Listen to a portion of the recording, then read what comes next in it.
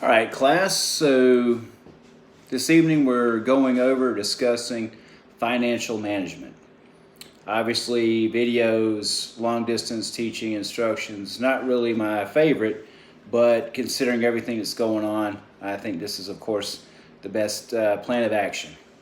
So if you guys will go into your content area and click on the module for financial management, it will pull up a number of content subject items. And it's imperative that you go through and review each of those items. And at the bottom, you'll see a notation for resources. If you guys will click on resources, it'll give you two major items. One is a massive review page, which includes a few videos, a couple of Dave Ramsey instructionals on saving money and budgeting, and also the area where you can download the document that you guys will need to do the assignment, the budgeting assignment for this week's work. And when you guys go through the module, you'll see a number of fairly content-rich areas in relation to financial management. And these are things that everybody should be thinking of, especially someone in college right now. One of the big things has to do with the cost of college. Now, at North Florida College, obviously we know that the tuition is terribly low. Our tuition hasn't gone up in years, at least a decade, probably longer.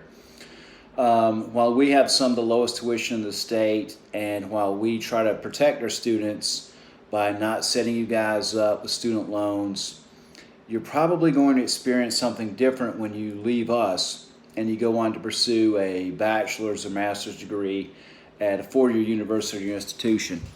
So it's important that you guys understand a lot about loans, credit, work, which all sort of ties into the time management piece.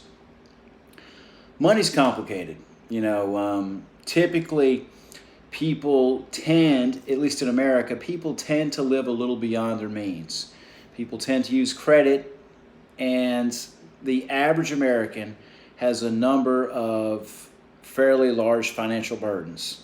The average American has credit card debt, student loan debt, a car payment, and a home payment, a mortgage.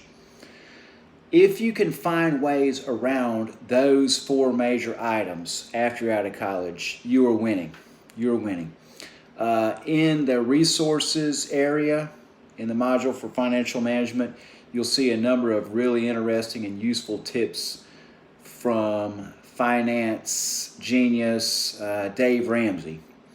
And what Dave Ramsey really focuses on is living at or actually below your means. While it seems complicated, we live in a very materialistic society, the key is to spend a bit less money than you make.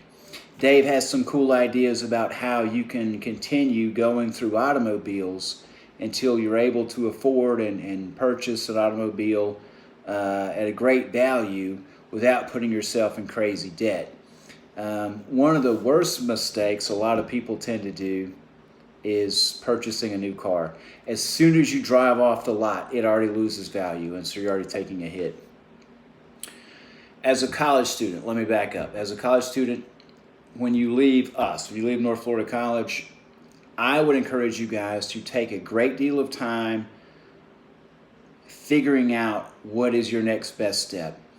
And when you're looking at transfer institutions, Florida State, FSU, UCF, FAMU, Valdosta State, wherever it may be, I would hope that one of the items you would look at would be tuition and fees. And you have to be careful with these because I've compared a couple of schools, and sometimes one school may look better on paper in terms of tuition, but sometimes the schools will find a way to sandbag you with student fees. Years from now, you'll look back and say, gosh, I really got treated really well at North Florida College. So with us, obviously the low tuition and in-house scholarships, all sorts of help. When you leave us, you may find yourself on your own trying to find scholarships and fight for scholarships.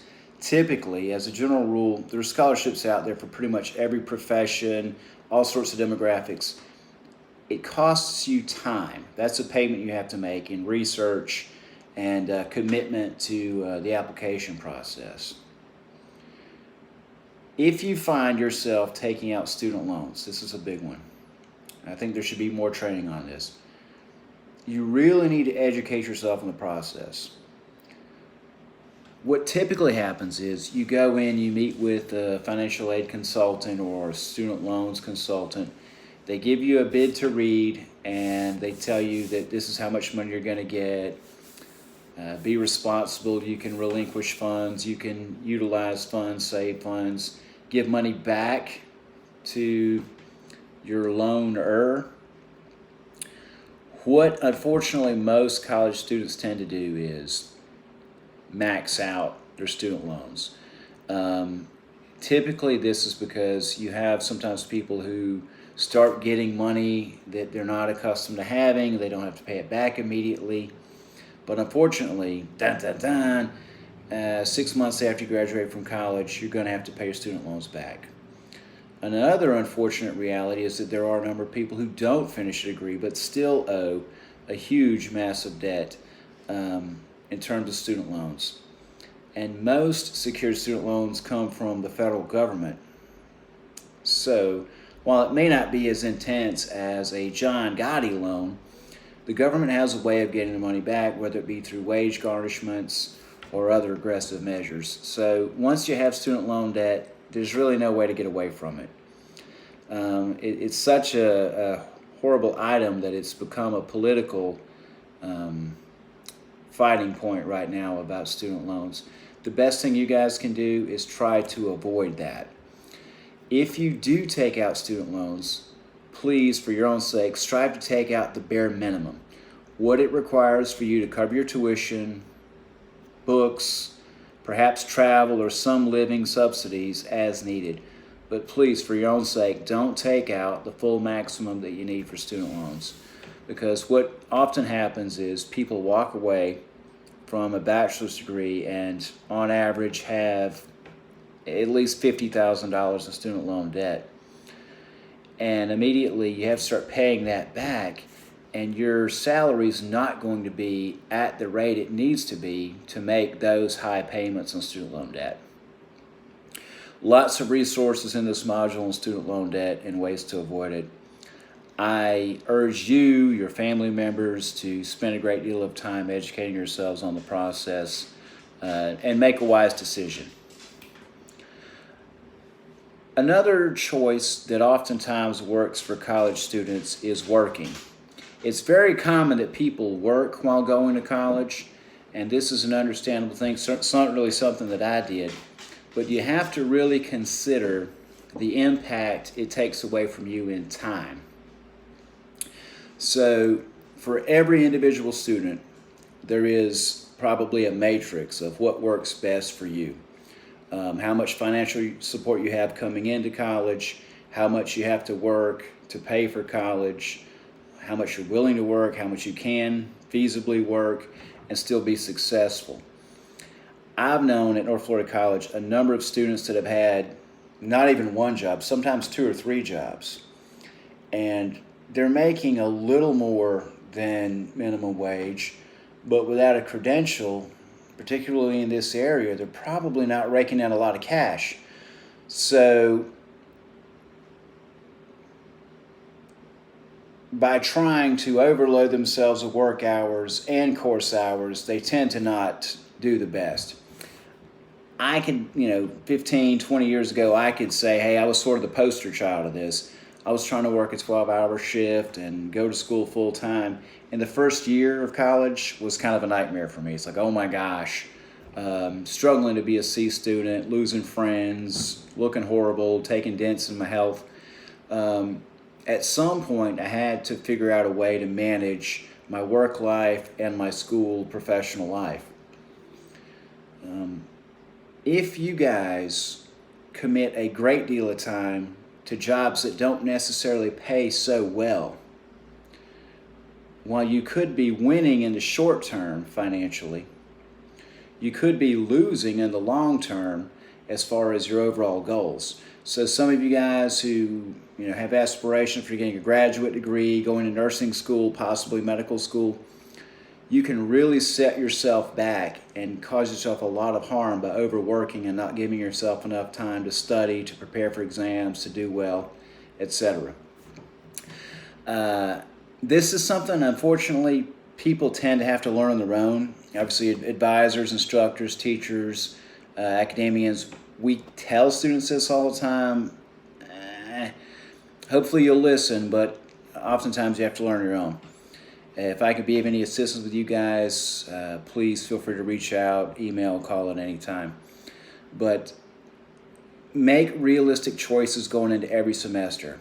Ask yourself a number of things. If I'm working all the time, when will I do my work? When will I sleep? When will I have personal time?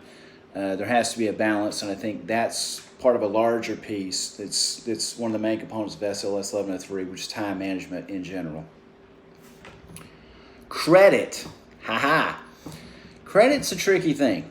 When you have it, it's great. You need credit. You need credit when you hope to buy an automobile. You need good credit when you hope to buy a home someday. There are a number of careers that require good credit, a number of professional careers. So just getting the degree is not necessarily shooing the door in some careers. You really have to look at an overall acumen, professional acumen, which in many cases does include good credit. Credit requires a lot of responsibility.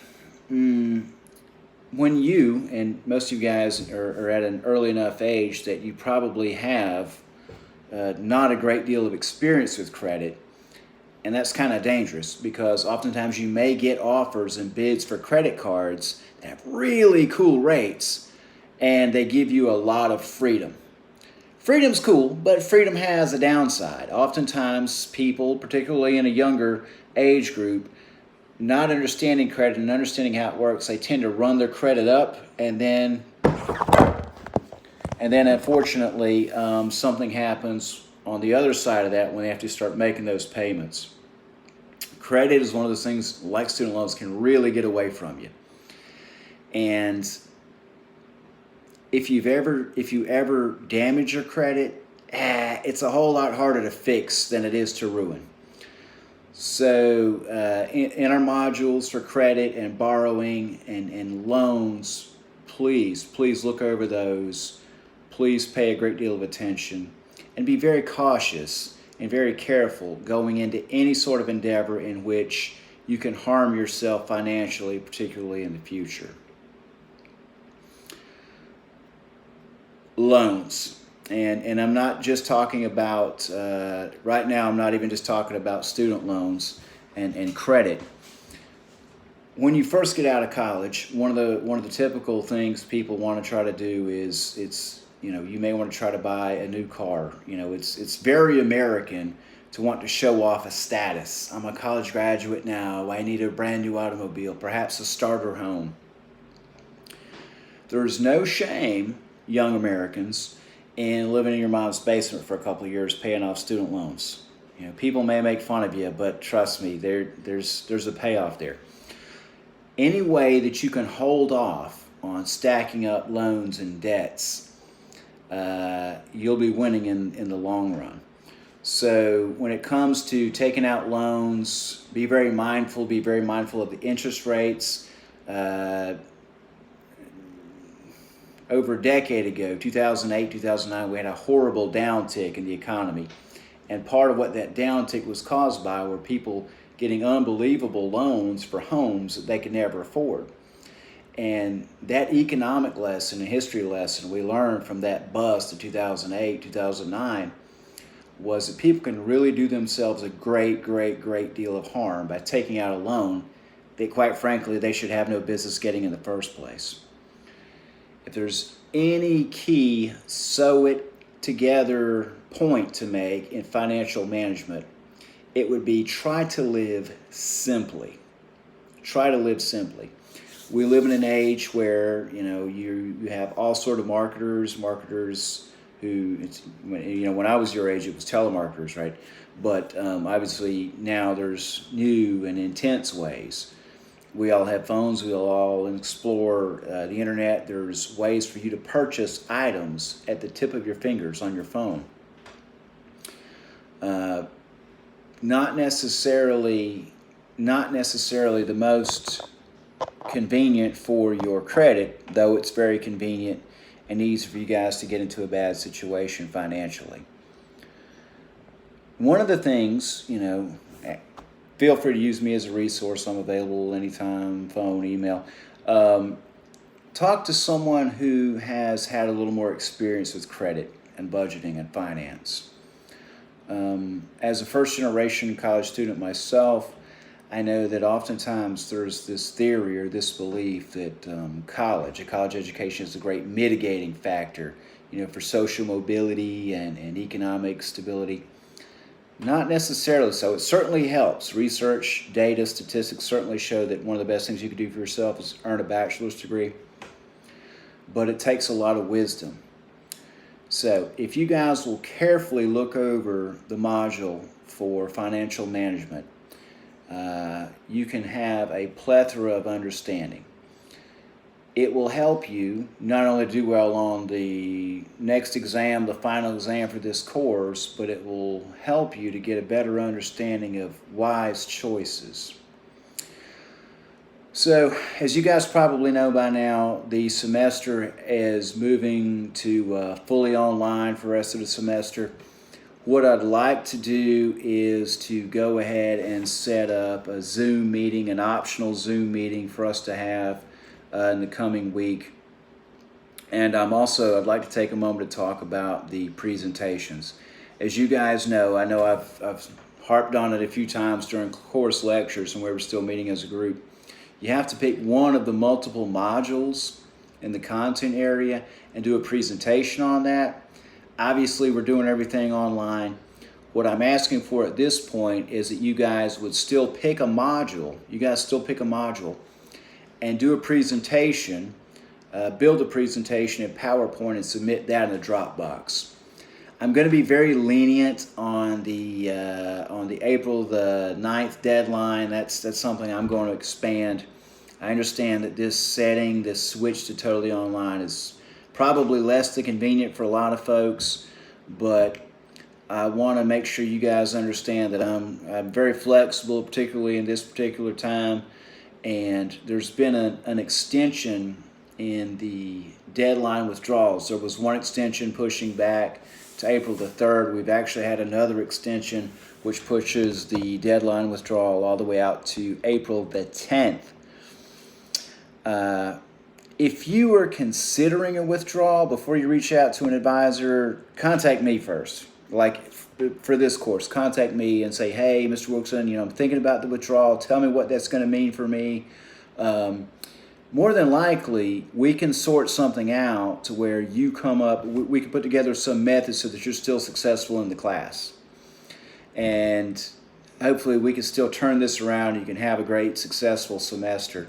Also, I want to reiterate, before the COVID-19 pandemic, I had been mentioning if you guys had missed any assignments, I'll still allow you guys to turn some of those in, the Dropbox, etc. I'll work with you guys. I understand this is less than convenient, but please don't hesitate to reach out to me via phone call, via email, and if you like, we can even set up a Zoom or Skype type meeting so we can communicate virtually. At the end of the day, I know this is a challenge. I know it's different, but I feel like we can work through it and be successful. Feel free to reach out to me at wilkersonp@nfc.edu or give me a phone call at area code 850-973-9455. Thanks, guys.